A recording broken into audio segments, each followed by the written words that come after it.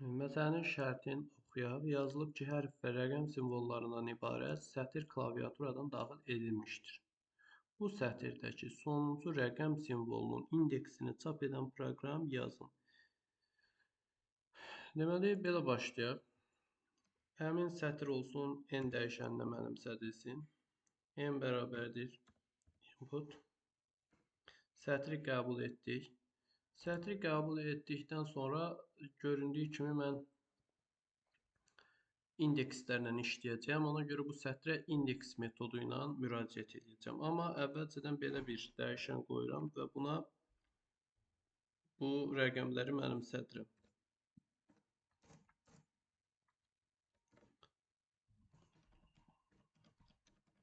Bu rəqəmləri mənimsətdim, mənə lazım olacaq. İndeks metodu ilə başlayıram müraciət etməyə. For i in range len a. Belə deyil. Qoşa nöqtə və keçdik bura. Şərt qoyuram. Mənə rəqəm lazımdır. Onda deyirəm ki, əgər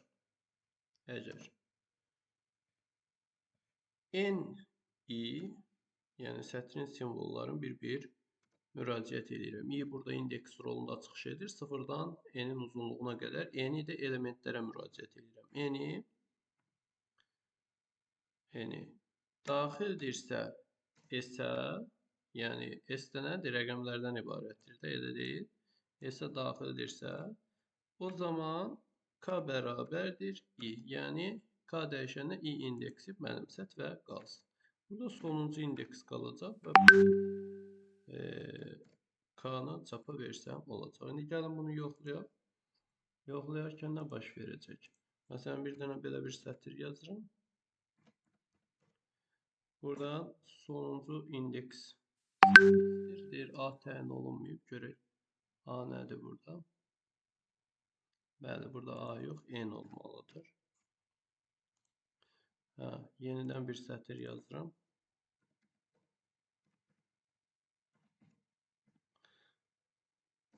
Məsələn, sonuncu burada rəqəm 2-dir. Həmin 2 rəqəmin indeksi 7-dir. Doğrudan da 0, 1, 2, 3, 4, 5, 6, 7, 2 rəqəminə düşür. Bax, bu məsələni biz kodun Python dilində yazmış olduq.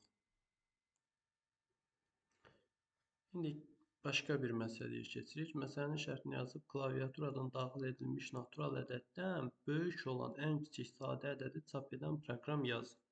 Məsələn, tutaq ki, klaviaturadan biz 7 daxil etsək, cavab 11 çıxacaq. Klaviaturadan 1 daxil etsək 2 çıxmalıdır. Klaviaturadan 13 daxil etsək 17, nə bilim 19 daxil etsək 23. Məsələnin şərti yəqin ki, aydın oldu. Bu məsələni həll etməyin ən münasib yollarından biri əvvəlcə ədədin sadə olub-olmadığını yoxlayan bir alt proqram düzəltməkdir. Yəni başqa cür də yazmaq olar. Amma bunun ən münasib yolu, ən başa düşülən qaydası odur ki, mən bir dənə alt proqram yaradım, funksiya yaradım. O yoxlasın mənə əgər ədəd sadədirsə, heç mürəkkəbə ehtiyac yoxdur. Yəni mənə sadə lazımdır. Yoxlasın əgər ədəd sadədirsə, mənə bildirsin ki, bu ədəd sadədir. Vəssalam. Yəni n ədədindən sonra gələn ədədləri bir-bir mən ona təhvil verim. O sadəcə mənə xəbər versin ki, sadədir, yoxsa yox. Yəni sadədirsə sadə cavab versin. Əks halda heç mürəkkəb bildirməsin. Bunun üçün funksiya təyin edir. Yəni funksiyadan şagirdlər qorxur, amma funksiyadan qorxmaq lazım deyil. Funksiya əksinə funksiya ilə kod yazmaq daha oxunaqlıdır. Funksiyalar əvvəldə təyin olunur. Ən əvvəlcə verilmiş ədədi alıram, yəni klaviaturadan daxil edilmiş natural ədədi alıram. Sonra başlayıram funksiya yaratmağa. Funksiyanın adını da qoyuram sadə. Və parametri də olsun bir x. Qoşa nöqtə qoyuram. Sadə ədədi necə təyin edirlər, mən sizə öyrətmişəm uşaqlar. Ədədin sadəliyini yoxlamaq üçün proqram. Bunun üçün sadə ədədin tərifindən istifadə edəcəyəm. Yəni hansı ki, sadə ədəd ən azı 2 böləni, ən azı 2 böləni, üzr istəyirəm, yalnız 2 böləni olan ədədlərə sadə ədədlər deyilir. Bir də ədədin bölənləri özündən fərqli bölənləri onun yarısını aşmır. Ona görə də elə bu metoddan istifadə edəcəyəm. Bölənlərin sayını yoxlamaq üçün buraya s bərabərdir 0 yazıram. Sonra yarısına qədər gedirəm. For in ədədin yarısına qədər, yəni özdə neçədən başlayacağam?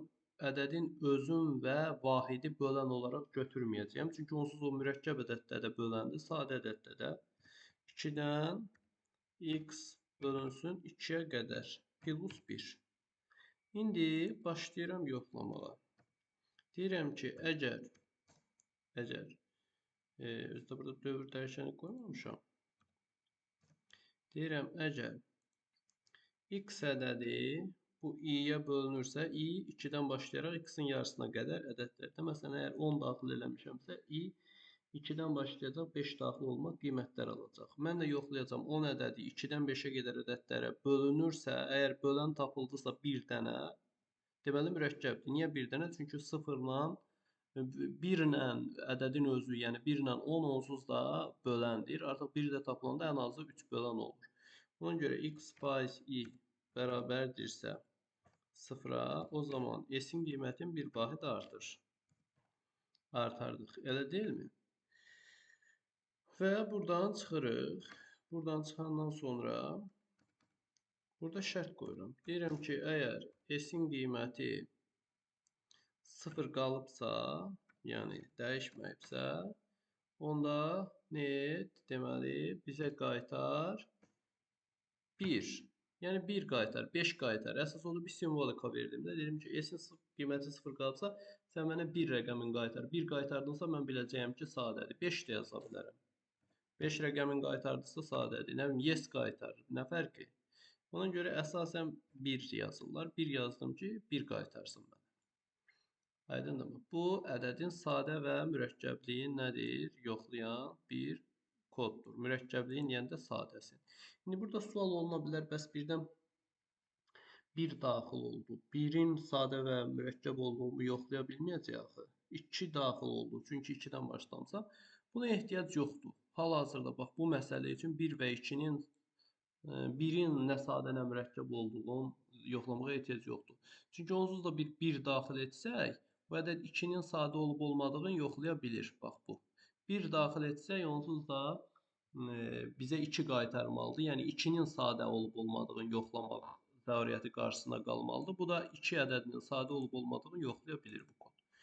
İndi keçdim aşağı. Bir sonsuz dövr qururam. Deyirəm ki, nə qədər ki və artıq hələ sonsuz dövrdən də başqa mən nə edəcəm? Axı mən bilmirəm ki, mən n ədədi neçə olacaq, ondan sonra neçə dənə ədəd sadə gələcək. Məsələn, tutaq ki, n ədədi 20, 30 daxil edilərsə, 30 daxil eləyəndə növbəti ədəd məsələn 31 çıxır sadə, amma 32 daxil eləyəndə 37 çıxır. Bilinmir nə vaxt çıxacaq. Nə vaxta qədər proses davam edəcək. Ona görə burada sonsuz dövr düzəldəcəyəm. Amma sonsuz dövr düzəltməmişdən qabaq n+1 ədədini düzəldim. N ədəd daxil edəcəm, mən n+1-in sadəliyini yoxlayım. Nə qədər n+1 sadədirsə, bildirim artıq, çap edeyim. Yox, n+1 sadə deyilsə, k-nın qiymətin bir vahid artırım, yeni ədədi yoxlayım. Yəni n+2-ni. Daha sonra k-nın qiymətini yenə bir vahid artırım və yoxlayım hər dəfə ki, sadədirsə çap edeyim, sadə deyilsə prosesi davam etdirim. Ona görə də mən bu işin harada bitməsini bilmədiyimdən, yəni bilmirəm bu iş harada bitəcək. Ona görə də sonsuz dövr qururam. Deyirəm, həmişə davam elə. Və bunu belə yazırlar. Yaxud while 1 də yazırlar. Qoşa nöqtə qoyuram, deyirəm, həmişə davam edir. Yəni, şərt həmişə doğrudur. Sanki belədir. Mən deyəndə dayanarsan. İndi ötürürəm, funksiyanı çağırıram. Bax, amma funksiyanı da çağıranda şərt qoyuram. Deyirəm ki, əgər nəyi ötürəcəm? K dəyişənin qiymətini ötürəcəm buna. Sadə funksiyanı çağırdım. İndi K-nı ötürdüm bura. Bu mənə nə qaytarsa, if sadə k bərabərdir 1 olsa, yəni nəticəni 1 qaytarsa, mən biləcəyəm sadədir. 1 qaytarmasa davam etsin. Deməli, nə vaxt davam edəcək? 1 qaytarmasa. Ona görə də mən deyirəm ki, əgər 1 qaytarmasa, yəni 1-dən fərqli olarsansa, nə et? Onda davam et. K bərabərdir K plus 1. Əks halda, yəni 1 qaytarsan, dövrü kəs. Onda nə edəcək? Çap elə. Təbii ki, K-nı çap elə və çap eləyəndən sonra dövrü kəs. Daha sonsuz davam etməyə ehtiyac yoxdur. Mən tapdım problemi. Və indi məsələni gəlin görək, düz işləyir yoxsa səhv işləyir. Buradan icra edək. Məsələn yazıram 8. 8 daxil etsə 11 çıxmalıdır. Gördük 11 çıxdı. Məsələn yazıram 32, 37 çıxmalıdır. 37 çıxdı. 31 yazanda da 37 çıxmalıdır. 29 yazan, 30 yazanda 31 çıxmalıdır. Nə bilim, belə deyək, 8 yazanda 11 çıxmalıdır. Görük işləyir. 4 yazanda 5, 6 yazanda 7, 4 yazanda 5 çıxmalıdır. Bəs görək 1 yazanda necə çıxır? 1 yazanda 2 görürsünüz. Yaxud 2 yazıramsa 3 çıxmalıdır.